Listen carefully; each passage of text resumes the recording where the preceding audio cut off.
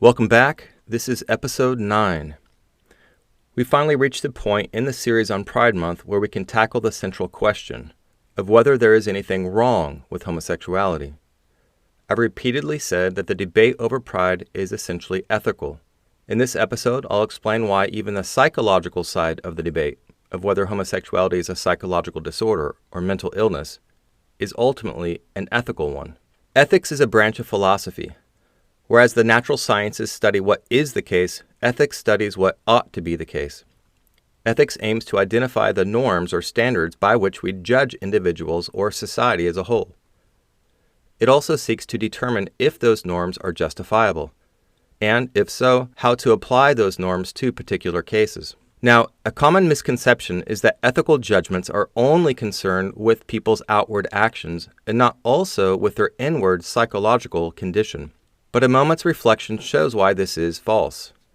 To determine whether it is wrong for Joe to punch Sam in the face, we need to know something about Joe's mental state at the time that he did it. We need to know the motives behind his actions. What was he thinking or feeling or desiring at the time? Was it a reluctant, last resort act of self-defense, or was it a pure act of cruelty? What qualifies someone as a saint or as a sadist is not simply one's outward actions. It is also, and even more so, one's inward character, one's temperament or personality, one's mental and emotional character, one's thoughts, feelings, desires, and moral reflexes. In short, one's psychological orientation is at the core of what makes one good or bad, sound or unsound, sane or insane, mentally healthy or mentally ill. Think about the postmodern concept of so-called hate crimes. According to the U.S. Department of Justice, quote, at the federal level, a hate crime is motivated by bias against race, color, religion, national origin, sexual orientation, gender identity, or disability, end quote. Supporters of hate crime legislation believe that the outward act of assault and battery, for example, is already bad enough, but that it's even worse when fueled by a heart filled with racial prejudice. Supporters of hate crime laws believe that the thoughts and feelings and desires of a racist have a moral character of their own, a moral quality that is distinct from racist acts, or from the consequences of such acts. Many would say, for example, that there's something wrong with the mindset of a Klansman, even if he never actually does anything to a black man. To say this, though, is to pass moral judgment on the man's psychological state as such, that is to say, on the moral condition of his mind or soul, in and of itself, and by itself, regardless of whether he acts out his mindset. Some now go so far as to say that racism is a mental illness or a mental disorder. The psychiatrist Alvin Toussaint, in an article in the Western Journal of Medicine, proposed that extreme racist mindsets should be considered a psychopathology that should be treated by mental health professionals. He starts by noting that at the time of the article, in 2002, most psychiatrists were unwilling to pathologize racism. He writes, quote, the American Psychiatric Association has never officially recognized extreme racism as opposed to ordinary prejudice as a mental health problem, although the issue was raised more than 30 years ago. After several racist killings in the civil rights era, a group of black psychiatrists sought to have extreme bigotry classified as a mental disorder. The association's officials rejected the recommendation, arguing that because so many Americans are racist, even extreme racism in this country is normative, a cultural problem rather than an indication of psychopathology. Note well that the judgment of mental health professionals is determined to some extent by the ethical beliefs of a society. If the majority of a society believes that an attitude is good or permissible, it's hard for psychologists within that society to say that the majority of fellow citizens are mentally ill. Conversely, if the majority in a society believes that a mindset is bad or impermissible, it's equally hard for psychologists to say that it's mentally healthy. Toussaint goes on to say the following about the psychiatric community's view on racism. Quote, the Diagnostic and Statistical Manual of Mental Disorders, known as the DSM, does not include racism, prejudice, or bigotry in its text or index. Therefore, there is currently no support for including extreme racism under any diagnostic category. This leads psychiatrists to think that it cannot and should not be treated in their patients. Notice that little phrase, should not be treated. Poussin realizes that when an attitude is normal in the sense of being statistically common, it is hard for psychologists to brand it as abnormal in the sense of being a disorder that needs to be fixed. That is why psychologists are reluctant to call a mental condition a disorder when the majority of people in the society are in that condition. If racism is a mental illness, then the overwhelming majority of Americans were mentally ill for a very long time. Why is that so counterintuitive to believe? Well, a mental illness is often defined as an abnormal condition. So how can something that is statistically normal be a mental illness? But by 2002, when Poussin wrote his article, the Overton window had shifted far enough to make his proposal plausible. The idea that whites were superior to blacks was considered so obviously false to most Americans that racism could be classified potentially as a delusional mental state.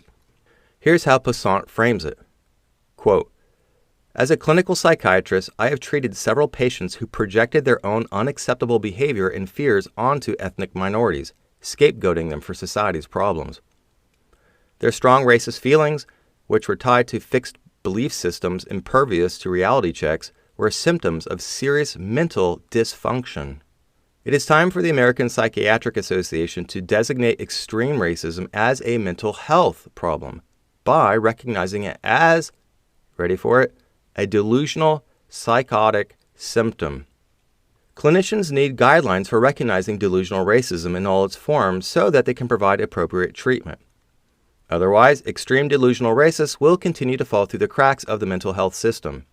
Now, there's no way he could have persuaded Americans of this argument back in the 1800s or even the early 1900s.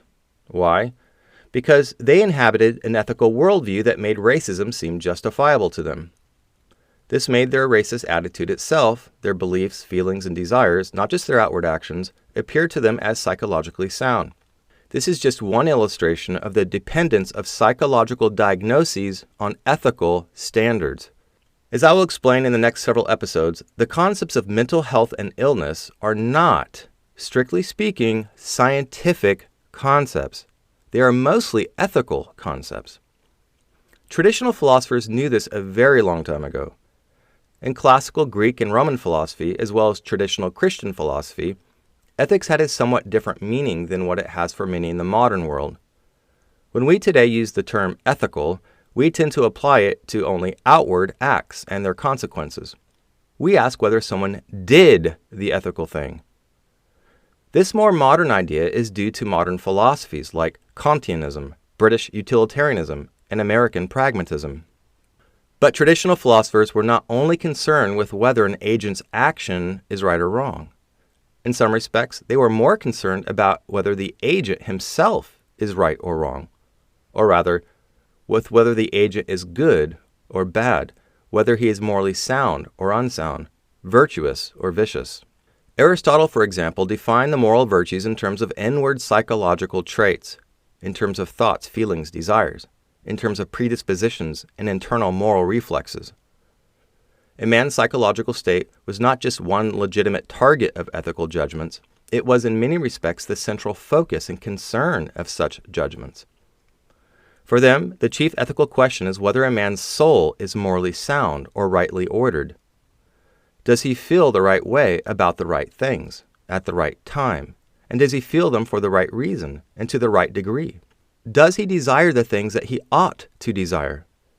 Traditional philosophers knew that one can desire what one should not desire, or that one can fail to desire what one should desire. Only when the feelings and desires are rightly ordered is a man said to be mentally healthy. In short, much of what we now call psychology fell in traditional philosophy under the province of ethics. The great Christian philosopher Augustine spoke about one's psychological condition in terms of rightly ordered loves or wrongly ordered loves, which he defined by ethical standards. A mentally healthy person, he said, loved the right things, in the right way, for the right reason, at the right time, and in the right degree. In so doing, Augustine was in the classical tradition of subordinating psychology to ethics. Here's what we need to understand. It is literally impossible to judge that a man's thoughts and feelings and desires are disordered unless one knows, or thinks he knows, what a healthy mind looks like. But, and here's the thing, it's impossible to define a healthy mind without ethical standards. one must already know, or think he knows, how the human mind should think, should feel, should desire, should choose to act. But those are all ethical judgments. They are judgments about what ought to be the case, not purely scientific judgments about what is the case. I believe that even psychologists and psychiatrists who don't study philosophy have at least an intuitive understanding that they are making ethical judgments. More than that, they realize, even if they are not keen to admit it, that they are the new moralists in post-Christian secular society. They're the ones shaping society's beliefs about right and wrong, good and bad, virtue and vice. They have replaced the Christian theologian or pastor or priest.